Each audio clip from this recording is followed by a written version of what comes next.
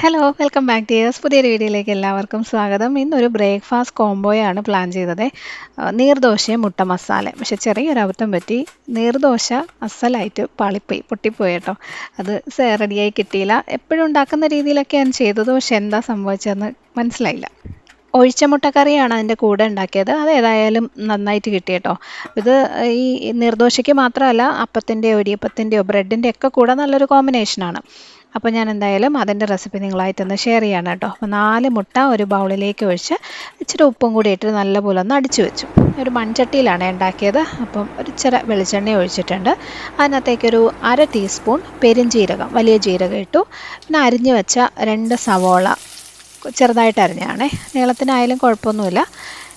ഒരു ടീസ്പൂണോളം ഇഞ്ചി വെളുത്തുള്ളി, എരിവിനാവശ്യത്തിന് പച്ചമുളക്, ഞാൻ 2 ഇട്ടത്. നന്നായിട്ടൊന്ന് വഴറ്റിയെടുക്കുവാണേ. സവോളയുടെ നിറമൊന്നും മാറണ്ട, നന്നായിട്ട് വാടിയാൽ മതി. ഇഞ്ചിയുടെയും വെളുത്തുള്ളിയുടെയും ഒരു പച്ച ചുവയൊക്കെ അങ്ങ് പോകണം. കുറച്ച് കറിവേപ്പിലയും കൂടി ഇട്ട് കൊടുക്കുന്നുണ്ട്. അപ്പോൾ എല്ലാം ഒന്ന് വാടി വന്നു കഴിയുമ്പോൾ പൊടികൾ ചേർക്കണം. 1/2 ടീസ്പൂൺ മഞ്ഞൾപ്പൊടി, 2 ടീസ്പൂൺ കാശ്മീരി മുളക് പൊടി, 2 ടീസ്പൂൺ തന്നെ മല്ലിപ്പൊടി, 1 ടീസ്പൂൺ ഗരം മസാല അല്ലെങ്കിൽ ചിക്കൻ മസാല. ഞാൻ ചിക്കൻ മസാല ആട്ടോ ചേർത്ത്. നല്ലൊരു ടേസ്റ്റാണ്. നല്ലപോലെ മിക്സ് ചെയ്ത് പൊടികളുടെ ഒരു ചുവയങ്ങ് മാറിക്കഴിയുമ്പം ഒരു തക്കാളി ചെറുതായിട്ട് അരിഞ്ഞതും കൂടി ഇട്ട് ഒന്ന് മിക്സ് ചെയ്യുക. ഇനി ഇതിൽ ആവശ്യത്തിനുള്ള വെള്ളം ഒഴിക്കുകയാണ് കേട്ടോ. ഈ മസാല നല്ലപോലെ വെന്തതിന് ശേഷമാണ് മുട്ട നമ്മൾ ഇതിനകത്തേക്ക് ഒഴിക്കുന്നത്.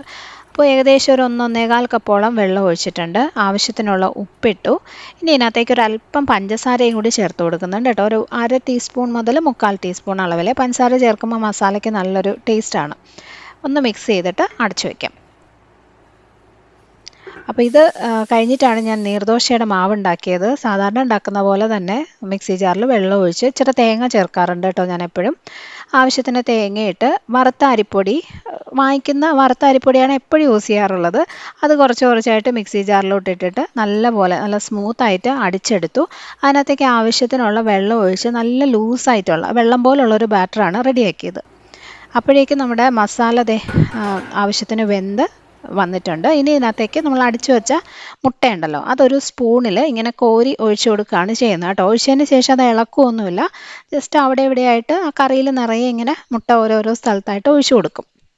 ഇതാണ് ഒഴിച്ച മുട്ടക്കറി. ഇത് ഞങ്ങൾ എപ്പോഴും ബ്രെഡിൻ്റെ കൂടെയൊക്കെ ഉണ്ടാക്കാറുള്ളതാണ്. ഞാൻ പറഞ്ഞ പോലെ എല്ലാ കൂടെയും പോകുന്ന ഒരു കറിയായത്. ചോറിനല്ല, അല്ലാതെ പലഹാരത്തിൻ്റെ കൂടെ എല്ലാത്തിൻ്റെയും കൂടെ ഉണ്ടാക്കാൻ പറ്റുന്നതാണ്.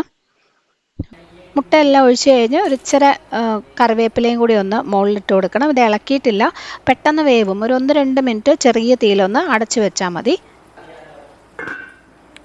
പിന്നെ നല്ല ചൂടായ പാനിലോട്ട് മാവ് ഒഴിച്ച് കഴിഞ്ഞപ്പോഴാണ് പണി പാളിയത് മനസ്സിലായത് കേട്ടോ. അത് ഇളകി വരുന്നേ ഇല്ലായിരുന്നു. എല്ലാം കൂടി ഇങ്ങനെ ഒരു ബോൾ പോലെ ഒട്ടി ഇരിക്കുമായിരുന്നു.